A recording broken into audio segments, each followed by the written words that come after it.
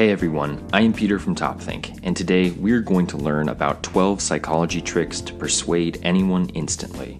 Now, let's begin. Number 1, social proof. One of the most powerful tools to persuade other people is called social proof. Social proof is when you support an argument by saying that everyone else supports it too. For example, Donald Trump often defends himself by saying things like, "Everyone agrees with me." It doesn't matter what your politics are for you to realize that he's using a psychology trick. And it actually works very well.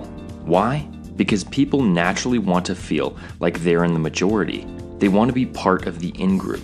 So, if you're able to convince someone that most other people believe something, they are much more likely to agree with you. Number 2, anchoring. When making decisions, people make a lot of subconscious mistakes. One of those mistakes is known in the psychology world as anchoring. This means that people have a tendency to rely too much on the first piece of information that they have. This first piece of information is then called the anchor because it shapes the range of thinking going forward. Now that might be a little bit confusing, so let's consider a great example. Say that you're negotiating a deal with a car dealer. You really want the car, but it looks expensive. Thus, when you first speak with a car dealer, you quickly provide a very low asking price. After all, you want to buy the car cheaply. This initially low proposition for the price of the car anchors the negotiation to that value. The dealer probably won't agree to your suggested price, but that doesn't matter because the anchor is already set. From that point on, the negotiation will be based off a very low price, so even if they get you to bump it up, it's still a cheap car. Number 3, the deep voice. Persuasion has a lot to do with subconscious, evolutionary factors rather than day-to-day things that we often expect. Deep voices command other people. They are intense and strong and defining. When someone has a deep voice, he is perceived to be the alpha male, the person who everyone must look up to. As a result, he automatically is given a sense of authority in group situations. Persuasion is really about emotion, and the emotion that someone feels when spoken to in a deep voice is very different from that of a normal voice. It's a powerful mix of respect, admiration, and reverence. Deep voices are the ultimate signal of command, so if you want to persuade someone, learn to develop a deep voice. Number 4, manipulating the source. Sometimes the source of a message matters a lot more than the message itself. People will believe anything you say as long as you're on television or featured in a magazine. This can be dangerous, especially when it comes to things like the media or other critical institutions. However, you can also use this to your advantage if you're trying to persuade someone. I call this manipulating the source, and it's very powerful. If the inherent logic of your argument isn't doing the trick, try making an argument about the source of the information.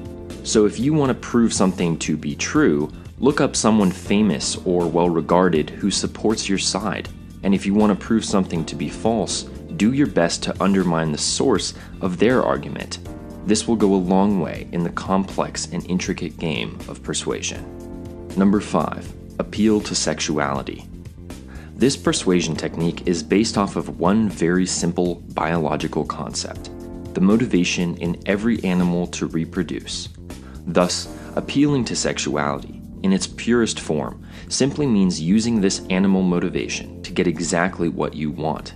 Since this is a natural motivation, ingrained in the brain of every single animal, it's very hard to control, and that is what makes it so effective.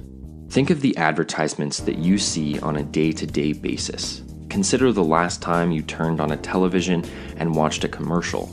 The chances are very high that you saw a beautiful woman promoting a certain brand. Maybe it was a car commercial, or a food commercial, or a vacation commercial. No matter what a business is selling, the appeal to sexuality can be used to great effect, and it can be just as powerful for you. Number 6, brand yourself. Branding can be thought of as immediate connections that people make to certain symbols. When you think of Nike, you think of sports and action. When you think of McDonald's, you think of convenience and taste and warmth. These are examples of very effective brands, and they are extremely good at doing two simple things: being recognized and sending a clear message. Perhaps my favorite example of branding has to do with colleges. I personally know a guy who goes to Harvard University, one of the best and most famous colleges in the entire world. He told me something very interesting. Being a student at Harvard is not just about getting a great education. Sure, that's a nice plus, but the real benefit is the brand name behind Harvard. When someone sees that on a resume or a job application, you are automatically associated with knowledge, talent, and excellence. That is the true power of going to Harvard, and it's the perfect example of how persuasive branding can be. Number 7, speak in simple language. Textbooks were not meant to persuade people. They were meant to be academic references created with two very simple things in mind: precision and accuracy. But a lot of people seem to think that speaking in a complicated way is going to make them sound smart and persuading. In fact, it does the opposite. Speaking like a textbook is going to make you sound confusing, wordy, and boring. But if you want to be truly persuasive, you should focus on sounding as clear and simple as possible. This reflects a different communication style, namely business. When it comes to business, clarity, speed, and efficiency are everything. Why? Because money is on the line, and no one gets rewarded for sounding smart. You get rewarded for being effective. So, if you want to be effective as a speaker and more generally a communicator, speaking in simple language should be your go-to strategy. Number 8, use the extremes. When I say to use the extremes, it would be great if we had a formal definition of what that really means, so you know what's going on and I can be sure that my content is making sense. So, here it is. I define extremes as the top or bottom items in a meaningful list, often described using words such as most, best, or largest. This can also apply in a negative way with words like smallest, worst, and least. Here is a simple example of using the extremes. Let's say that you wanted to convince someone to go running with you. In that case, you could say something like, running is the healthiest thing you can do. Of course, this is just your opinion, but saying that running is the healthiest thing you can do is going to be very convincing. People have a natural tendency to believe in extremes. So, if you want to sound convincing, consider using them. Number 9, appeal to authority. This is one of my favorite psychology tricks for persuading people, and it's very simple. The basic idea is this: support your argument by saying that a figure with authority also supports it. Authority figures could be anyone, from celebrities to your favorite athlete, or even highly qualified people like famous scientists and engineers. If someone like that supports your argument, it makes it much stronger. For example, companies like Gatorade and Sprite often have notable athletes support their drinks in advertisements. I've seen LeBron James, who happens to be one of my favorite athletes, endorsing Sprite, and I've seen many other people with a similar status in a similar advertisement. Why do companies do this? Because people trust celebrities. They trust authority figures. It's a very persuasive psychology trick, and you can use it too. Number 10, the power of repetition. Repetition works. Let me say that again. Repetition works. According to Lynn Hasher, a notable psychologist at the University of Toronto, repetition makes things seem much more plausible, and the effect is likely more powerful when people are tired or distracted by other information. And what does that sound like? It sounds like the modern world. So, how can this be used in real-world conversations to convince someone of something? Great question. You see, every argument has a thesis. This is the main point of your argument. It's your view in the most basic form. If you want to use repetition to your advantage, all you have to do is repeat that thesis a lot. For example, let's say that you really want to have pizza for dinner, but your friends want burgers, and you keep on arguing about it. All you have to do is simply repeat the thesis over and over. We should get pizza for dinner. When people hear something again and again, They start to believe it. It's just human nature. Number 11, general acceptance. The power of general acceptance is huge. But what exactly does it mean? General acceptance refers to the norms of a certain society at a certain period of time.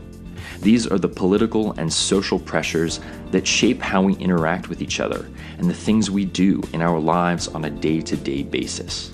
For example, in the United States, we have this thing called political correctness.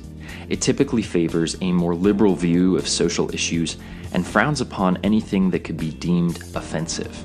Now, the purpose of this video is not to convince you one way or another on this issue. It's simply a demonstration of how powerful general acceptance can be. So, how can you use the power of general acceptance? Well, it's actually pretty simple. Let's say that you're having a disagreement with someone and they're being very frustrating, so you want to win this argument quickly. All you have to do is bend their argument so that it goes against a current social norm. It's very easy and very effective. Number 12, create urgency. Urgency is the idea that something won't last or that something will only be available for a limited period of time. Urgency works because people don't want to miss out on big opportunities. However, most people won't be proactive about pursuing big opportunities unless they're going to go away. You see, people want stuff, but they're not going to go get it unless they have a deadline. Thus, urgency is created through those deadlines. Why do you think that limited time offers are so effective? Yes, it's true. People like cheaper stuff, especially if it's normally very expensive. But cheap stuff exists, and people still don't always buy it, right? Well, that's only true if it's always going to be cheap.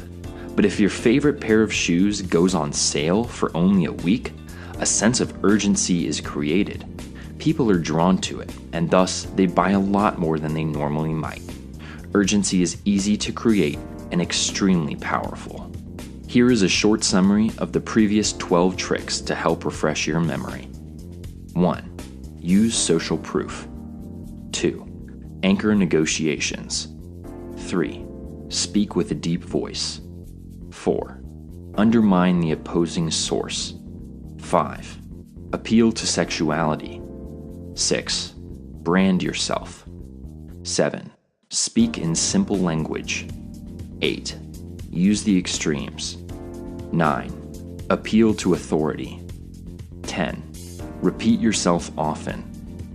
11. Utilize public acceptance. And 12. Create a sense of urgency. Thank you for watching TopThink, and be sure to subscribe because more incredible content is on the way.